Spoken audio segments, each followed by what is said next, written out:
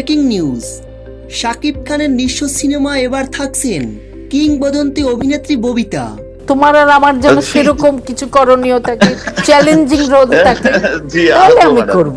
কথা দিলাম, জি ম্যাডাম, কথা দিলাম তোমায়, তোমার ছবি করব।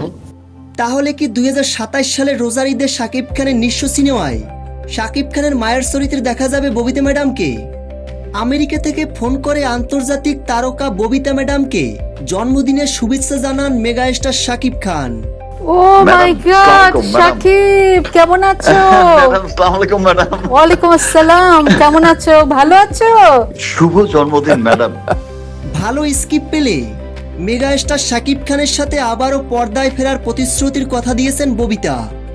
জন্মদিনে ফোন করে আন্তর্জাতিক তারকা ববিতা ম্যাডামকে দেশের অহংকার হিসেবে শ্রদ্ধা জানান ঢালিউড মেগা স্টার শাকিব খান। জবাবে মেগা স্টার শাকিব খানের কাজের একছত্র আধিপত্য ও পরিশ্রমের ভূয়সী প্রশংসা করেন ববিতা ম্যাডাম। ববিতা ম্যাডামও স্পষ্ট জানান, মেগা স্টার শাকিব খানের কাছাকাছি আসার মতো ক্ষমতা বর্তমানে কারোরই নেই। ভালো গল্প ও শক্তিশালী চরিত্র পেলে মেগা স্টার শাকিব খানের সাথেই আবার বড় পর্দায় ফেরার স্পষ্ট অঙ্গীকার করেন ববিতা ম্যাডাম।